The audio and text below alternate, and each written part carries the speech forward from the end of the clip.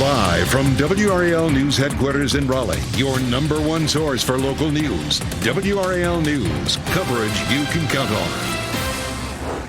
Here comes our next storm system just in time for the weekend. However, I've got some good news. Your weekend forecast is coming right up. Then murder or accident. Closing arguments are happening right now in the trial of a man charged with murdering his daughter's aunt. Final messages to the jury and how long the man on trial could end up spending in prison. And healing after Helene. State officials discussed recovery efforts in western North Carolina 7 months after a devastating hurricane. There's a cold front that'll cross our area tomorrow, but chances of rain this weekend are trending downwards. Good afternoon to you on this Friday. I'm Jeff Hogan. And I'm Renee Chu. Thanks for joining us. A lot of outdoor festivals happening this weekend. Will the weather cooperate? Meteorologist Kat Campbell is on the WRAL weather patio, timing out our rain chances for the weekend. It's always nice on a Friday to get to deliver a little bit of good news. And although the rain chance isn't zero for the weekend, it's gone down. It's about a 40% chance for storms tomorrow. 84 is still the high, nice and warm. And then Sunday will be an absolutely stunning day. Mid-70s, sunshine, lower humidity. And I can definitely feel out here in the WRAL weather patio, the humidity is higher today than yesterday. So let's talk about the timing for our rain chances for tomorrow. We'll start out with mostly cloudy skies in the morning. Only a 20% chance for rain first thing in the morning. Midday, we could see a couple showers. I don't think that these would be storms, but I would say 11 a.m. noon. I wouldn't be shocked if we had a couple of quick passing showers. The best chance of rain and storms, though, is going to come with this band, and that would probably be in the 4 p.m. to 6, maybe 7 p.m. time frame. 7 o'clock for our southern counties, and then rain chances clear out after that. But it's not that impressive looking on Futurecast. Scattered storms with lightning possible, but we're not currently under any kind of severe weather threat. Currently, temperatures are sitting in the mid to upper 70s. It's 74 in Garner, 76 in Apex and Holly Springs, 77 in Raleigh, and at the airport at the moment. Not much to see on the radar. A couple of spotty showers in Nash County, one just southwest of Jordan Lake, but it's mostly dry for the kids at the bus stop. I'll have a closer look at what to expect for the rest of your Friday evening coming up. Closing arguments have started in the murder trial of a man charged with killing his daughter's aunt. Dorian Thomas could learn today if he's convicted in the death of Emily Steinhoff. WRAL's Noah Klein is here now with what the jury's options will be in this, Noah. Jeff, the jury's going to have to decide on 5 things here. You've got first-degree murder, second-degree murder, then you've got voluntary manslaughter versus involuntary, then finally, he could be not guilty here. Emily Steinhoff went with her sister Hillary Lombardi to pick up the child that Lombardi shared with Thomas. That's when Steinhoff was killed. The state here arguing Thomas meant to pull the trigger that day. The defense says this was an accident. The state spoke to the jury for about 20 minutes this morning, emphasizing Thomas meant to shoot to kill outside that home. They believe that while Steinhoff wasn't the target here, they still say he had intent to kill that day. Prosecutors, meanwhile, argue he wanted to have custody of his 14-month-old daughter before hearing the next day over that custody battle.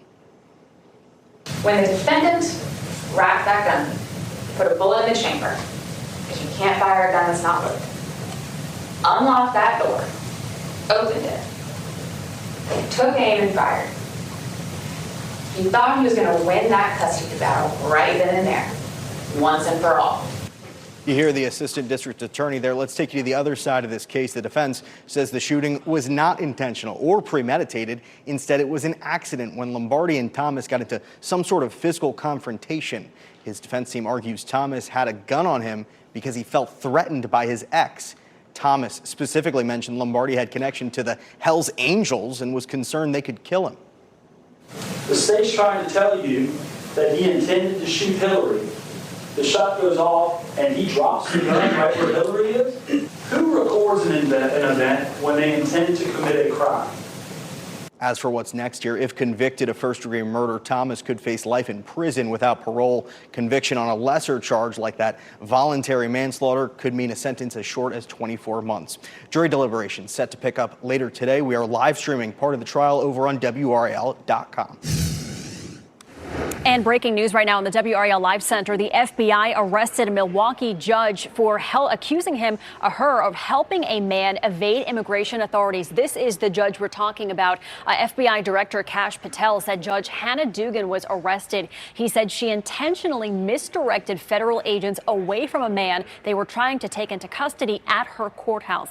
The Justice Department had previously signaled it was going to crack down on local officials who thwart federal immigration efforts. Michelle, thanks. Troopers believe alcohol was a factor in a crash on I-85 near Oxford in Granville County. This is WRAL drone video of the scene once crews put out the fire and began removing debris. The road reopened around 9. As Kelsey Coffey reports, the crash did impact the morning commute. Crews spent hours cleaning up after this crash on I-85. One lane of the highway was closed and drivers were forced to take a detour onto Highway 158 throughout the morning commute. A viewer sent this video to our newsroom. You can see an 18-wheeler engulfed in flames. State Highway Patrol says a car hit a guardrail and spun out. The 18-wheeler hit that car, flipped over and caught fire. SHP says that 18-wheeler was carrying groceries, so crews had to clean up food that was scattered all over the highway. Video from Drone 5 captures the aftermath of this crash. The truck driver has minor injuries and the other driver has serious injuries. We're working to get an update on their condition. SHP believes the person who was driving the car had been drinking and alcohol was a factor in this crash. Kelsey Coffey, WRAL News in Granville County. A dump truck driver is charged with killing 4 members of a Duke Energy contracted power crew in Rockingham County. Investigators say Michael Vernon ran a stop sign, hitting 6 men working on power lines. 4 of them died on the spot. 2 others were flown to the hospital. The Highway Patrol says impairment was not a factor in the crash. Give you this live look right now. This is St. Peter's Basilica, where huge crowds continue to file past the coffin of Pope Francis. Today is the final day of public viewing ahead of tomorrow's funeral and burial services. President Trump and First Lady Melania Trump are already on their way, headed to Rome, as well as former President Joe Biden and former First Lady Jill Biden. They are among many world leaders headed to Vatican City for tomorrow's funeral. We invite you to watch the Pope's funeral live as it happens on WRAL beginning tomorrow morning at 4 a.m. our time. WRAL News will air at its regular time on Fox 50 at 6 o'clock. And when NBC's funeral coverage ends, our news will be joined in progress on WRAL. 7 months after Hurricane Helene, there are still North Carolinians missing and still people living in FEMA's transitional shelters. Those are among the updates shared during a meeting of North Carolina's top public safety officials this morning. WRAL's Eric Miller has the story. This State Emergency Response Commission meeting brought together dozens of top disaster response leaders here in this state in Raleigh, inside North Carolina Emergency Management's headquarters. And top of mind, nearly 7 months after this storm, the ongoing fallout and progress in the wake of Hurricane Helene. Among the work left to do, stand up an in-state program to help rebuild private bridges and roads in the mountains. $100 million was set aside as part of the latest disaster relief bill signed by Governor Josh Stein last month. State leaders say now they're working to get contractors and engineers on board as more than 3,000 property owners have reached out for help. State case managers are also working with nearly 4,000 other people, helping them navigate needs from food to housing, as 16 households are still in FEMA transitional housing. 5 people are still missing, 107 total are dead. But there's been progress in other areas, too, including the more than 6.7 million cubic yards of debris and counting that have been removed from mountain communities. That is 660,000 dump truck loads. I mean, it's huge. And there's still a lot of work to do. I don't want to minimize that at all in what I'm saying. There is a lot of work that still needs to be done in North Carolina. And the State Emergency Response Team is committed to making sure that that does occur. Now, there were also areas for improvement identified here, too. State leaders saying they and first responders need to be better prepared in the event of a major communications breakdown, as occurred during Helene, in the event of a future disaster. In Raleigh, Eric Miller, WRAL News. No wild swings today as we wrap up the last day of the trading week. Let's take a look at the Dow Jones Industrial Average, down 130 points. S&P 500 staying flat. It's been going in the red and green territory. NASDAQ up 55 points at this hour. Leaders in Durham are celebrating the completion of a $10 million affordable housing project. Reinvestment Partners renovated 42 units on Ross Road. Many of them were previously unlivable. WRAL's Monica Casey is live there now for us. Monica, happy day, but this was a long 5-year process. It was. This quiet community here in Northeast Durham got a major upgrade. The owner here tells me it was important not to displace the people who were already living here during those renovations. I spoke with Annette Smith. She's lived here for 3 years and in Durham for 65 years. She believes investments like this one are vital for people living in Durham. It's very much needed. I myself am one that's below poverty, so the rent here is affordable. Experience kind of a before and after. The CEO of Reinvestment Partners, Peter Scalern, tells me some of these units have a rent of $1,300 and others are as low as $580, depending on the resident's income. 33 units are set aside at 60% AMI and 9 at 30% AMI. Scalern says fair market rent in this area for comparably sized units often goes for about $2,300 a month. Now, this project also has supportive housing units for individuals and families with disabilities, and the city of Durham contributed more than $6 million to this project. Live in Durham, Monica Casey, WRAL News. Next at noon, Angels Among Us, doing good for decades. The fundraising event happening this weekend, and the community good it has been spreading for years. Also, spring cleaning social media, what Facebook is doing to crack down on spam accounts. Plus, measles multiplying, the rise in cases, and the worry as it moves across the country. Keep watching WRAL News over the air Channel 34 and Spectrum Channel 1257.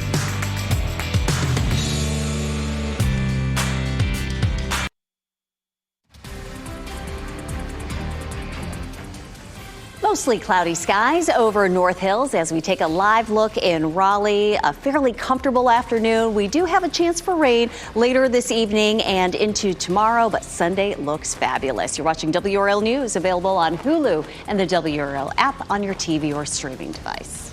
Tomorrow, Duke Health hosts the 32nd annual 5K and Walk for Hope. It's their largest fundraising event, which helps fund research and clinical trials of brain and spinal tumors at the Preston Robert Tisch Brain Tumor Center. Joining us to talk about the event today are Dr. Henry Friedman with the Preston Robert Tisch Brain Tumor Center at Duke, and Sabrina Lewandowski, who is a patient and a volunteer for Angels Among Us. I want to thank you both for joining us. A happy Friday to you. I know it's a big weekend on the way. Sabrina, I want to start with you because you had a headache 23 years ago, right? That's how you discovered that you had a brain tumor. How are you doing? What got you through that? I'm great right now. What got me through it was a strong support network of family and friends, my determination, and of course, Duke. Duke was there for me, and they provided me the best of the best. Incredible doctors and research, exposure to great research, and of course, Dr. Friedman was there for me. I bet you feel, Duke became part of your family as well, but your whole family actually volunteers with this event. What would you tell the community out there about the importance of getting involved now that you see it from that angle? Oh gosh, it's wonderful. It's the most fun event ever, and you come out, we celebrate strength and commitment and courage, and it's a family-centered event, and we have food trucks and entertainment, and it's a really good place to come out and have fun, and a really admirable place to donate your money. Yeah, you talk about the money. Dr. Friedman, I want to bring you in. Last year's Angels Among Us event raised $2.6 million. How does that money translate and benefit the people who are now going through what Sabrina went through 23 years ago? Well, the way that we really fund our research, laboratory, translational, clinical research, is really directly related to the philanthropy and the funds that we generate. And there's a direct correlation. The more funds that come in, the more robust can the programs be, and the more therapy strategies can be developed. And so we've been blessed. Now we're in our 32nd year with Angels Among Us, and it's something that is a pivotal part of the foundation that lets us do what we do. Well, we see these pictures and we see these brain tumor survivors in the photos, and you see those smiles. You know what that means. How does that make you feel when you see that happy and healthy running a 5K, things like that?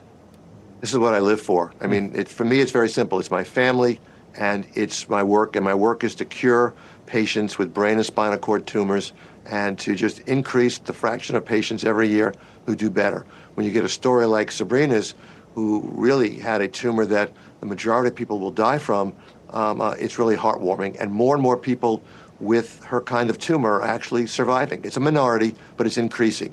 And we need to keep doing better.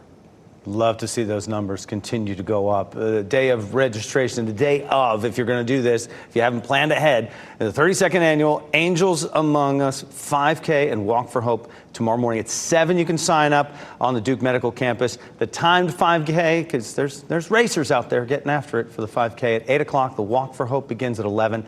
There's a little Angels Dash as well, Kids Zone, food trucks, as Sabrina mentioned. Vendors are all out there. So it's going to be a great day. Can't wait for it, and another celebration for those folks that are getting it done. Dr. Friedman, appreciate you. Sabrina, continued best of luck on your journey, and we appreciate you coming in and spending a few minutes with us ahead of a big day tomorrow. Thank you. Thank you so much. Thank you both. We appreciate Sabrina sharing her story and that message of hope. The weather should be great for that event. Another event happening this Sunday in Clayton. There's the annual Roots for Reese fundraiser. This event brings together more than a dozen chefs, breweries, and bars for a day of sampling great food and drinks. The fundraiser also features live music, silent auction, and a whole lot of family-friendly fun. The event raises money and awareness for the North Carolina Harm Reduction Coalition, working to provide mental health and drug addiction prevention resources. The Roots for Reese event is Sunday, April 27th. It will be at the Landon Estate in Clayton from noon until 6. If you want more information about this, check out eventbrite.com. And so many events that are happening this weekend, and a lot of them outdoors. Meteorologist Kat Campbell joins us once again from the WRAL weather patio, and everyone's looking at that weekend forecast. Oh, everybody is, and I only have good news to report on that today. We lowered rain chances a bit on Saturday. We started that trend yesterday, and it continued on the models today. Outside today, though, it's absolutely gorgeous. 81 degrees is our forecast high in most of the triangle. We're going to be right around 80 degrees for Wake County this afternoon. The humidity is up a little bit compared to yesterday, but it doesn't feel bad, especially when you get a nice cloud overhead to shade things out here on the WRAL weather patio. North Hills, a beautiful shot right now. A lot of clouds hanging on today, and we expected that, but with the southwest wind, we're still able to warm up near 80 degrees for the high. 77 degrees our current temperature, so we're getting close to that high of 81. If you do want to head out and play a round of golf today, it's a great Friday for it. Temperatures are going to be right around 80, as I mentioned, and rain chances are only at 20%. Will be partly to mostly cloudy during the afternoon. The dual Doppler 5000 radar does have a couple of isolated showers, and this is that 20% chance for rain. But notice there are way more areas that are dry than seeing rain at the moment. So through the afternoon, it would just be these kind of tiny specks on the radar. We are seeing some very slow moving showers inch toward Person County, and that's something that we'll continue to watch. But here comes the next weather maker. It's this cold front off to our west.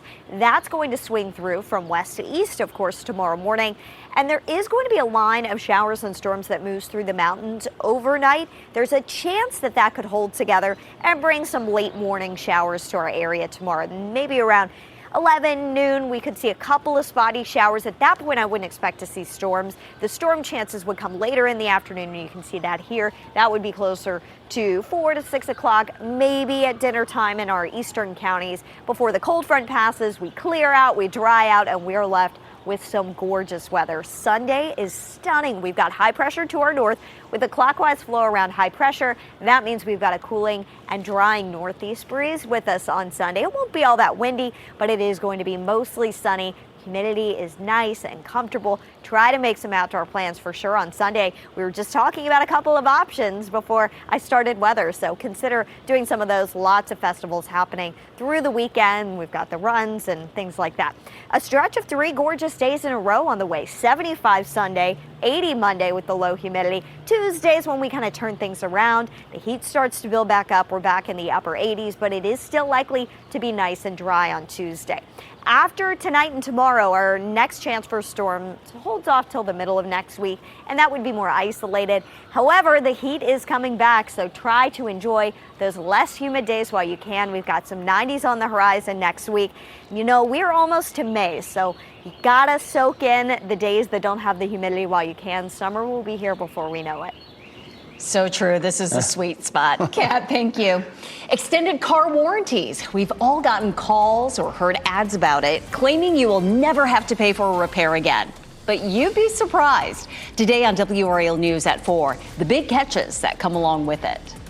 Chemical company Contributions, a manufacturer behind toxic water contamination, is now pouring money into North Carolina politics. At 5:30, the lawmakers getting donations from Chemours and why it is sparking backlash.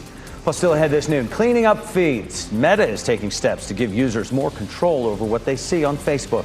How the company plans to eliminate spam posts. Also, social media slide. Are these platforms losing some of their charm? Teens weigh in on the impact on their age group.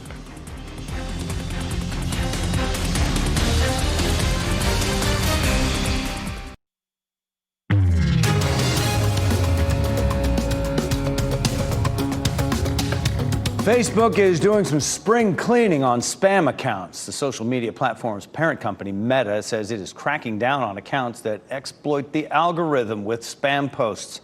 Meta plans to enforce more strict guidelines against accounts that make lengthy posts with a large number of hashtags. Facebook also plans to discipline users who manipulate posts by adding captions completely unrelated to an image. Netflix has a new option for subtitles that just shows spoken dialogue, and that's it. In the past, the streaming platform has offered subtitles for the deaf or hard of hearing, which showed dialogue along with names of speakers and descriptions of sounds. The new option drops those cues. It's currently only available in English and for Netflix original titles. $1 million might become the standard price of a starter home in the U.S. Buyers will find a price tag of $1 million or more in more than 230 U.S. cities. That is nearly triple the number of cities in 2020. Analysts say most of these expensive homes are in California, but now 25 states in the country have at least one city where homes cost this much. Pre-orders for Nintendo Switch 2 went live less than 24 hours ago, and many major retailers are already sold out. The $450 console hits shelves June 5th. It's not known how many will be available to purchase for people who did not pre-order. But if it's like other console releases that we've seen in the past that involve shortages, expect to see increased prices on sites like eBay. A beloved Raleigh business will close its doors in the coming months. The Teach Me store has been open for 34 years, offering a large selection of school supplies, books, and toys for students and teachers. Owners say business has taken a turn in the last 5 years. They say they have noticed the trend of customers shopping online rather than supporting local, and it shows up in their numbers. Customers aren't coming to us like they used to. And in the end, not able to pay the bills because I just don't see as many customers coming through the doors. The Teach Me store will have closing sales starting May 1st. The store's closing day will depend on how quickly those products sell. Policing phones. Vatican officials are asking mourners to put away their devices as they walk past the Pope's coffin. After the break, more on how the Vatican is preparing to lay Pope Francis to rest. Also, multiplying measles cases. The outbreak is surging in the Southwest. Why health officials say we could see an explosion of cases. And here's a look at your winning lottery numbers on your screen right now. We'll be right back.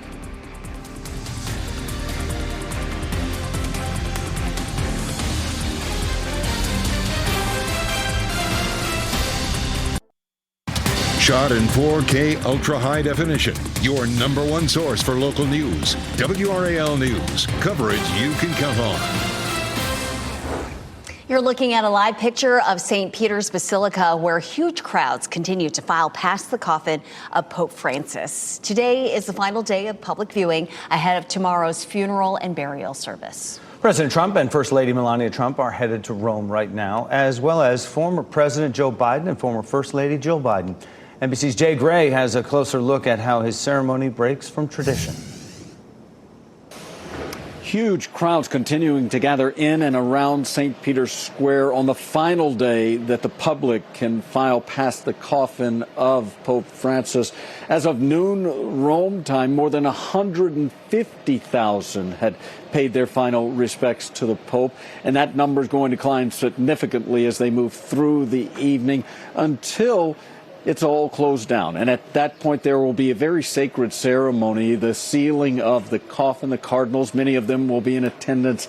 It's a time when they go through some of the vestments and some of the traditions of this church, including putting a white silk veil over the Pope's face. He'll be sprinkled with holy water. Inside his coffin, you will find a pouch with coins minted during the time that he served as Pope. He'll also have documents outlining his life and his works. There'll, of course, be a death certificate. He'll be holding a rosary. And the broken fisherman's ring, which is broken at the passing of a Pope, will also be inside that coffin. It will be sealed. And then all that will remain is tomorrow's funeral and his burial at the Basilica of St. Mary Major. That, again, another example of this Pope really stepping away from some of the traditions. He won't be buried in St. Peter's Basilica, but instead at this church that is about 20 to 30 minutes away from the Vatican. It was one of his favorites, if not his very favorite church here in Rome. In fact, every time he traveled overseas, he would leave from the airport straight to St. Mary Major for prayers. He visited, we are told, over 100 times during his 12 years as Pope. He'll return there tomorrow one last time. That's the latest here at the Vatican. I'm Jay Gray, NBC News. And we invite you to tune in and watch the Pope's funeral live on WRAL tomorrow morning, 4 a.m. WRAL News will air at its regular time on Fox 50 at 6. And when NBC's funeral coverage ends, our news will be joined in progress on WRAL. Many teens say social media keeps them connected to friends, but a new study reveals that nearly half of teens say social media sites are bad for their mental health. A Pew Research Center study polled teens between the ages of 13 and 17, and around 45% of teens say they feel like they spend too much time on social media. 44% of them say they are trying to cut back. More measles cases are being reported throughout the U.S. as the outbreak increasingly moves into the Midwest. Jonathan Seri shows us how health officials are stepping up, hoping to slow the spread. If I were to have another child and before the child could have the vaccinations, then I'd be very concerned, absolutely. Anxiety is growing among parents across the country as the measles outbreak intensifies. Texas remains the epicenter, but it's now moving more quickly into other areas, including the Midwest, where states like Illinois and Missouri are reporting their first cases. Health officials say they're now stepping up their outreach, hoping to slow the spread. We've been really focused on that timely response, a lot of coordination with our community partners. There have been more than 800 cases reported in the U.S. so far this year. There were less than 300 in all of 2024. And the CDC says 96% of those infected are either unvaccinated or unaware of their vaccination status. The MMR vaccine is a highly effective and highly durable vaccine, meaning that even just a single dose provides up to 93% protection. About 92% of the country has gotten the measles vaccine, but herd immunity does not kick in until around 95%. And health officials are now recommending folks in communities with lower vaccination rates to limit public gatherings until the outbreak is contained. If you have more than 5 or 6% of people in that group who aren't vaccinated, you're going to end up with some fuel for this measles. That was Jonathan Seri reporting. Researchers warn there may be tens of millions of measles cases in the U.S. in the future if vaccination rates continue to drop. A new study looked at the potential spread of the disease over the coming decades. Researchers found at current vaccination rates, the disease could become endemic in the U.S. within 25 years, and that could include 50 million new cases. Measles was considered eliminated in the U.S. 25 years ago because of the highly effective vaccine. Tonight, the Carolina Hurricanes look to move one win closer to advancing in the Stanley Cup playoffs. They will face off with the New Jersey Devils in Game 3 of their opening round series. The Canes are ahead 2-0 after winning both games at Lenovo Center earlier this week. Puck drops for tonight's game in New Jersey at 8 p.m. A different kind of baseball experience is coming to the DBAP tonight and tomorrow night. The Cosmic Chili Peppers are bringing their glowing spectacle to the park. Their games are played under a black light with glowing uniforms and baseballs. There's also a live DJ and a mid-game laser light show. Tickets are still available. From training to real emergency, a medical helicopter crashes during a training mission. The rescue that helped get the crew to the hospital. Prime Park property, why the National Park Service is renting out this house and the responsibilities they are asking of the renter. Remember, you can watch WRAL News live anytime on WRAL.com or the WRAL app on your streaming device.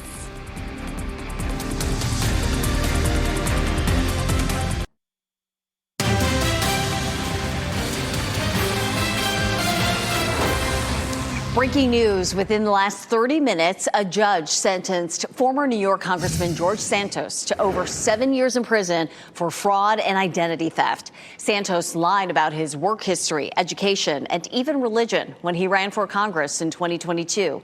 He later admitted to campaign finance fraud and lying to Congress. In addition to prison time, Santos agreed to pay nearly $600,000. The Trump administration is considering cutting the 988 suicide prevention and crisis lifeline services for the LGBTQ plus community. That's according to the Trevor Project, a suicide prevention group.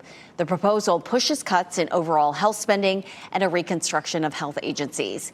If this budget draft goes into effect, defunding special services for LGBTQ plus youth through that lifeline could happen in October. 3 people are being treated after a medical helicopter crashed about 30 minutes north of St. Louis. That chopper clipped a tree while it was taking off. It flipped over and caught on fire. The crew was on a training mission, so there were no patients on board. Firefighters pulled the crew out of the helicopter and took them to the hospital for treatment. One witness shares her child's reaction. My poor 4-year-old was screaming. He was white as a ghost, thinking something that was so cool in his backyard in a little town of Hartford turned into an actual traumatic scene for him. He was really scared. Yeah, it's too bad. I hope they're all okay. The helicopter, again, was in that area as part of a training exercise. Personal ownership, the partnership that could allow you to purchase a fully autonomous vehicle. And robotic runners, humanoids, hit the pavement to show off their upgrades. We'll tell you how they fared against real people.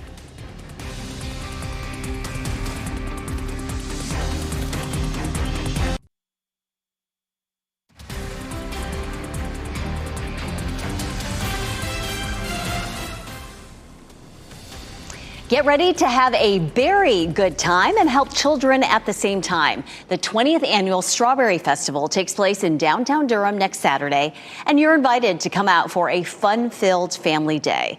Joining us to talk about the Strawberry Festival, hosted by Central Park School for Children, is the Executive Director, Arlie Harris. Arlie, great to see you. Congratulations, 20 years for this Strawberry Festival. Who doesn't love strawberries, right? Tell us how the Strawberry Festival started. Well, back one of our founders who started our charter school here in downtown Durham discovered a school up in Virginia who had a Strawberry Festival. It was a child-centered event, and they decided to bring it here to Central Park School for Children, and it's been an annual event ever since. Arlie, what makes this festival so special to Durham? Well, not only is it a fun community event, but it's also a homecoming for our alumni, and it's also a fundraiser for our K-8 school. It does happen here in Old North Durham Park, which is a public park, and we have a partnership with Durham Parks and Recreation. And so it's open to the whole community, super inclusive, accessible, and we partner with all our local businesses. So it's a fun time every year. Yeah, it looks like super fun. We were showing our viewers some of the pictures from past festivals. What are some of the fun activities and things happening when they go to the festival? Well, we have activity booths like spin art and strawberry nails. We also have food booths like strawberry shortcakes and chocolate dipped strawberries. The festival has really grown since the Central Park District down here in downtown Durham has also grown. And we're just really excited. You had me at strawberry shortcake. Is there anything specifically new that's happening this year to kind of celebrate the 20th anniversary of the Strawberry Festival? Well, it just so happens we are renovating a 96-year-old building that was originally Old North Durham Graded School. It's behind me. I don't think you can see it super well. To open our K-8 City Block campus in August of this year. So we're really excited about our forever home with the park right here in the middle and all the future strawberry festivals to come. And really quick, for those who aren't familiar, tell us a little bit about Central Park School for Children. Central Park School for Children was started in 2003. We are a child-centered, project-based school. Some of the areas of concentration within our program are outdoor learning, integrated arts, social-emotional learning. We partner with families, and we like for our community to look like the community of Durham. And so we are an intentional community, and looking forward for everybody to come out and see us this May 3rd. Sounds fabulous. The 20th Annual Strawberry Festival, hosted by Central Park School for Children. That will be next Saturday, May 3rd. It goes from 11 a.m. until 3, and it will be at the Old North Durham Park. Again, live music, arts and crafts, and of course, a lot of strawberry treats. Arlie Harris, thank you so much, and congratulations on this being the 20th year for this wonderful Strawberry Festival. Thank you. All right, best of luck to you. What community couldn't rally around that, right? Good stuff. Also today, we celebrate all things trees because today is Arbor Day. Trees are vital resources protecting the Earth's topsoil from erosion. They also provide oxygen and homes for wildlife. They give us materials for building, fuel, and office supplies. The first Arbor Day was celebrated in 1872, challenging people to plant as many trees as they possibly could. And you can continue that tradition by planting a tree on this Arbor Day. We plant a lot of flowers around here, as well as some trees also. And outside on the WRAL severe weather patio right now, Kat Campbell with a beautiful look at those gardens. They're in full bloom now. Oh, absolutely. It's beautiful. You're really only going to have a short period of time left, though, to come see the azaleas. They're starting to go. So get out here this weekend if you want to see the azaleas kind of at their best, or at the tail end, I should say. We did plant some new trees here at WRAL. You know, that happened just a little bit ago, though. And that's to provide some additional shade for when it gets pretty hot out here in the summer months. But the hydrangeas are gorgeous in the summer. Good news for your weekend. Rain chances are trending lower on Saturday. Not zero, but lower. It's still going to be scattered thunderstorms. We'll have a chance for some midday showers and then some afternoon hit or miss thunderstorms. 75 the high on Sunday. So we do see about a 10-degree temperature drop between Saturday and Sunday, and that's because it's a cold front on the way, and the cold front is what's going to bring us the rain chances. If we take an hour-by-hour look at rain chances, it's about a 20% chance in the morning, at noon a 30% chance, and we're up to a 40% chance at 4 and 6 o'clock. We dry out Saturday evening and night, so if you're going to be out and about late Saturday, you should be A-OK. If you're headed to the Spring Days Festival in Cary Saturday, it should be a beautiful day for it. 68 degrees at 9 a.m. and dry to start. By 5 o'clock, that may end up being your best chance of a thunderstorm. 83 at 5 o'clock. And then as we look at the muggy meter, the other big noticeable change will be the drop in humidity. It's going to feel a lot like it feels outside today, tomorrow, and then we see that big humidity drop on the way for Sunday, and that's going to last into the early part of next week as well. So by Tuesday, check this out, it's still not going to be feeling too bad, even though temperatures climb, the humidity climb is going to be a little bit slower. 77 degrees out there right now in Durham. It is beautiful, but the Bulls do have the tarp down in case they see any rain. They'll be back next week. Boogaloo happening in Raleigh tonight. If you're headed out that way, it's always a packed event. The better chance for rain is going to come late tonight. There's just a couple of spotty showers on the radar right now, but it's not entirely dry. We've got about a 20% chance for rain for the next couple of hours out there. And Futurecast isn't showing much in the way of rain right now. I think that there will be a little bit more rain than what Futurecast is currently showing through 5 o'clock. However, notice, it's not likely to be any kind of a widespread rain concern for us. 9 o'clock to some spotty showers still hanging out. And then as we get into tonight, we see rain approach the mountains. That should be widespread in the mountains tonight. And it's that area of rain in the mountains tonight that could make its way here overnight into early tomorrow. Temperatures tonight in the low to mid 60s, very, very warm. And tomorrow highs are back in the mid 80s before our temperature drop arrives just in time for Sunday. As we look ahead, your 7-day looks great. Sunday, Monday, Tuesday, nice and dry. Tuesday, though, we're warmer. The humidity isn't terrible, but by Wednesday and Thursday, high temperatures are back near 90. I will say I was just looking over some new model data for next week. Even when we're in the 90s, the humidity doesn't look all that bad, luckily. All right, we know that makes a big difference with the humidity. How about this man versus machine? Beijing hosts the world's first half marathon starring robots. Wait, is that Jeff Hogan? No. That one's a lot smoother than our one. Why companies say the race proves robot tech in China is moving fast. Wow.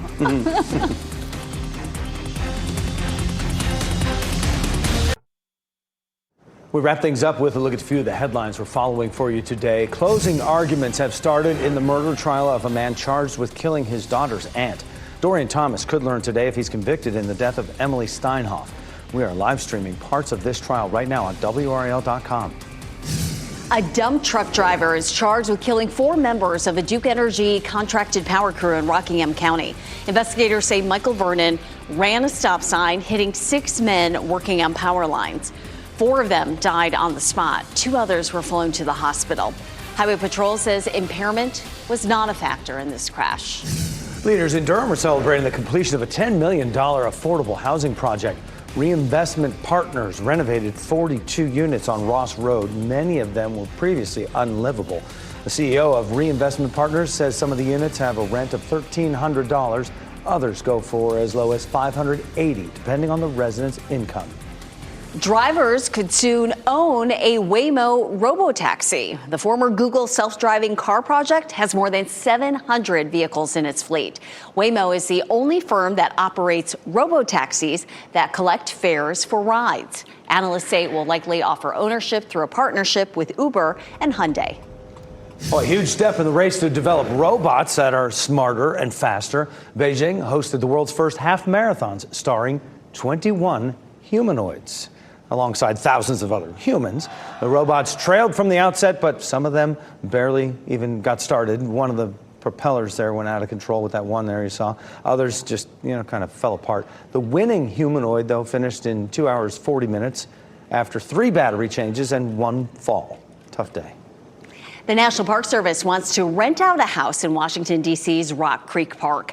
Applications must include a business proposal with ideas on how to use the property to benefit the community and visitors. And whoever lives there will also be responsible for making improvements and maintaining the property. The 3-bedroom property will rent for $6,500 a month. Our pet of the day is from the SPCA of Wake County. Very sweet old man looking for a retirement home to settle into the sunset for future years. Mr. Megorium, he's 13 years old. He's blind, a bit hard of hearing. He's good with other dogs, though. He'll do well in a stable home environment. You get some more information on him by visiting spcawake.org. Super sweet face. Yeah. NBC News Daily is next on WRAL, your next local news update in 30 minutes. Have a great, safe weekend. You can get breaking news updates on WRAL. Keep watching WRAL News over the air channel 34 and Spectrum channel 1257.